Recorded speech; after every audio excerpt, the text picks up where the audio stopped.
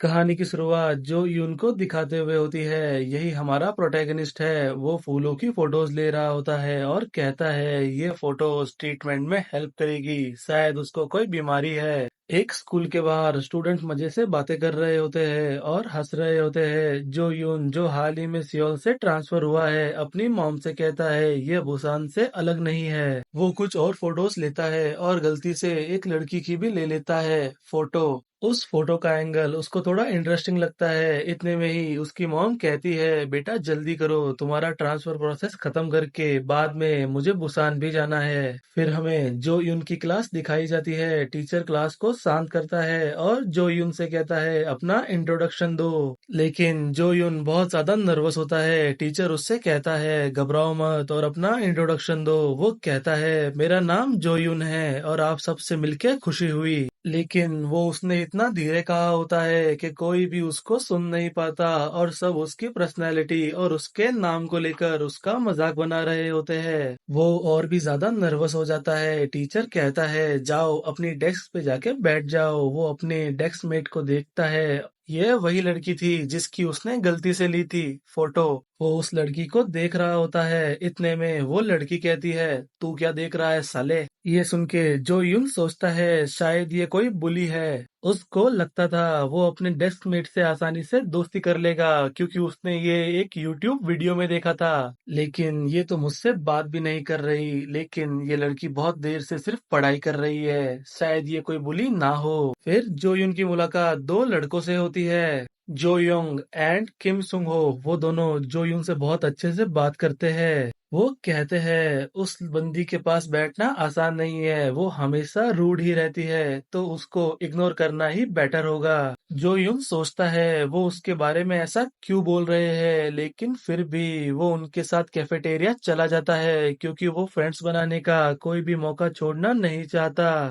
जो यंग उसकी हाइट देख के सरप्राइज हो जाता है और पूछता है क्या तुम बुसान में वर्कआउट करते थे। जो यून मना करता है लेकिन फिर भी वो उसकी फिजिक की तारीफ करते रहते हैं। खाने के दौरान वो बुसान की लाइफस्टाइल और यहाँ ट्रांसफर क्यों लिया इस बारे में पूछते हैं। इस सवाल से वो थोड़ा नर्वस हो जाता है। झूठ बोलता है मैं यहाँ अपने फादर की जॉब की वजह से आया हूँ, लेकिन असल में वो यहाँ अपने पास्ट इंसिडेंट की वजह से आया होता है। फिर सीन पास्ट में जाता है जहाँ जो यून एक हॉस्पिटल में उठता है। उसको बहुत चोट आई थी और वो बहुत कंफ्यूज भी था। वो अपने पेरेंट्स से पूछता है कि वो कहाँ है। उसके पेरेंट्स घबराते हुए पूछते हैं क्या तुम्हें कुछ भी याद है। जो यून कंफ्यूजन में अपने पापा से पूछता है वो कितने साल का है। इससे हमें पता चलता है उसकी याददाश्त चली गई है। एक एक्सीडेंट की वजह से वो अपने किंडरगार्टन से लेकर अब तक की सारी मेमोरीज भूल जाता है। फिर कहानी प्रेजेंट में आती है। जो यून पढ़ाई में बहुत स्ट्रगल कर रहा होता है। उसको ये भी समझ नहीं आता उसकी किताबों में लिखा क्या है, लेकिन उसके पेरेंट्स ने कहा था वो बहुत होशियार स्टूडेंट है। इससे लगता है उसकी सारी नॉलेज भी चली गई है।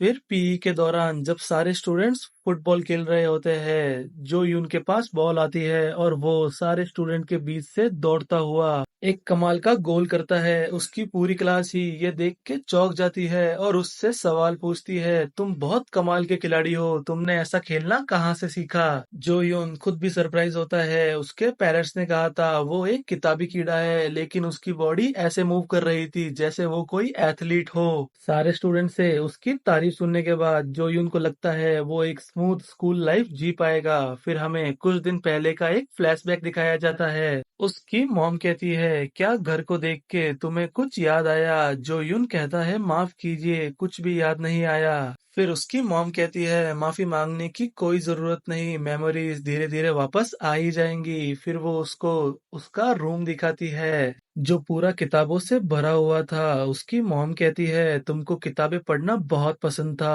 और वो उसको उसकी कुछ ट्रॉफीज भी दिखाती है। जो यूं शॉक होता है, उसको बिल्कुल भी याद नहीं था ये सब क्या है। इतने में उसकी मॉम रोते हुए बाहर चली जाती है। उसके फादर कहते हैं तुम उसकी चिंता मत करो, वो बस तुम्हारी मेमोरीज जाने की वजह से थोड़ी परेशान है। फिर उसके फादर उसको एक बात बताते हैं, तुमको तुम्हारे स्कूल में बुली किया जाता था, हमको भी ये अब पता लगा। जिस दिन उसका एक्सीडेंट हुआ था वो अपने बुली से बच के भाग रहा था, जिससे उसका एक्सीडेंट हो गया, जिससे उसकी सारी यादें चली गई। ये सुन के जो योन बहुत शॉक हो जाता है। फिर उसके फादर कहते हैं तुम अब सेफ हो और इस न्यू स्कूल से तुम एक न्यू स्टार्ट करोगे। कहानी अब प्रेजेंट में आती है। कहानी वापस प्रेजेंट में आती है। जो यून की नजर उसी लड़की पर जाती है। वह अभी भी किताब पढ़ रही होती है। वह उसको देख के सोचता है शायद ये हमेशा किताब पढ़ती रहती है और हमेशा अकेली ही रहती है। पीई क्लास के बाद जो यून अपने कपड़े सुखाने छत पर जा रहा होता है।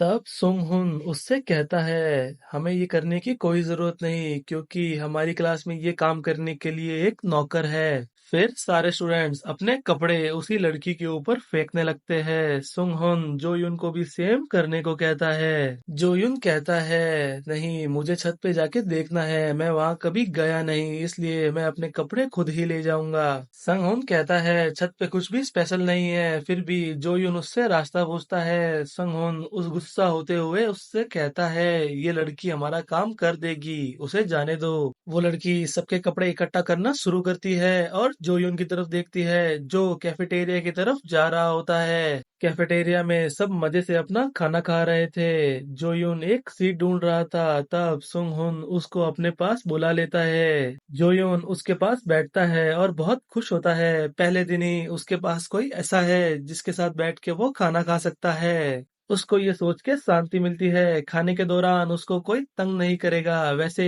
क्या वो लड़की अभी भी छत पर ही है? सुंगहोन उससे पूछता है तुम क्या सोच रहे हो? जो यून कहता है कुछ खास नहीं, पर क्या जो लड़की मेरे साथ बैठी थी वो खाना खाने नहीं आई? सुंगहोन कहता है क्या तुम सीईओ में इंटरेस्टेड हो? जो यून शर्माते हुए कहता है मैं उसमें इंटरेस्टेड नहीं हूँ। यहाँ जो यून को उस लड़की का नाम पता चल जाता है जो होता है सीईओ। सुंग हुन उससे कहता है यही अच्छा होगा कि तुम उससे दूर रहो, अगर तुम उसके साथ रहोगे तो तुम भी मुसीबत में आ जाओगे। खाने के बाद जो यून सुंग से कहता है मैं अपने पीई के कपड़े लेने छत पे जा रहा हूँ। ये सुन के सुंग हुन नाराज होता है और कहता है मैंने तुमसे कहा ना, ऐसा करने की हमें कोई जरूरत नहीं, वो लड़की अपने आप ही हमारे कपड़े ले आएगी। लेकिन जो यून उसकी नहीं सुनता और छत पे चला जाता है।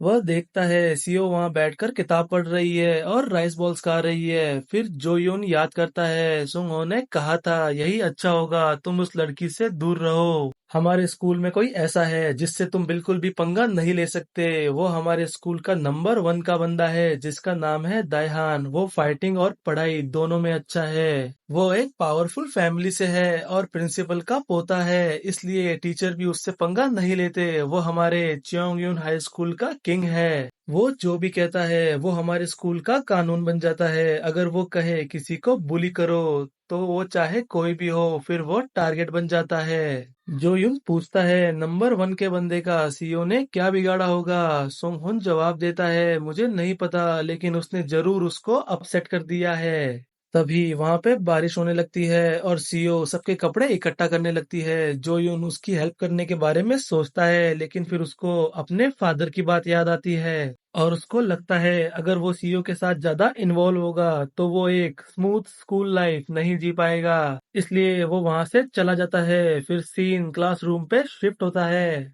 बारिश की वजह से सबके कपड़े भीग गए थे तो सब सीईओ को बहुत सुना रहे होते हैं। ये देखकर जो यून को बहुत गुस्सा आता है, मगर वह भी छत पे सीईओ की मदद कर सकता था, पर वो भी उसकी मदद किए बिना चला गया। वह खुद को उन सब से भी बुरा मान रहा होता है। सब सीईओ के बारे में बहुत बुरा बोल रहे होते हैं और जो यून ये देख के बहुत गुस्सा हो रहा होता है।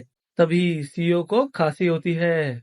फिर जोयून स्कूल की इन्फर्मरी में जाता है और सीओ के लिए दवाई लाता है। वो उसको लेकर क्लासरूम की तरफ आ रहा होता है, लेकिन तभी वो बहुत भीड़ देखता है। एक लड़का जिसका नाम डोंगमिन होता है सीओ से उसकी बुक छीन लेता है और कहता है तुम क्या पढ़ रही हो? क्या तुम इंग्लिश पढ़ रही हो? क्या तुम ब्रदर डायहान से बचकर अब्रॉड जाने का सोच रही हो? अब तो हमें ब्रदर डायहान को बताना होगा। सीईओ उससे कहती रहती है यू पीस ऑफ शेट, मुझे मेरी बुक वापस दो। लेकिन डोंगमेन उस बुक को जमीन पर फेंक देता है और उस पर थूक देता है। और उस पर अपना पाँव रख कर कहता है, अगर तुम्हें चाहिए तो इसे उठा लो। ये सब जो यून भी देख रहा होता है। सीओ अपनी सेल्फ रिस्पेक्ट की वजह से उस बुक को नहीं उठाती। इतने में ही जो यून उनके पास आता है और उस बुक को उठा के अपने जैकेट से साफ करता है और सीओ को देने लगता है। इतने में डोंग मिन कहता है, ट्रांसफर स्टूडेंट तुम क्या कर रहे हो? शायद तुमको अभी हमारी क्लास के बारे में ज्यादा पता नहीं है, इसलिए मैं इस बार तुमको जाने देता हूँ।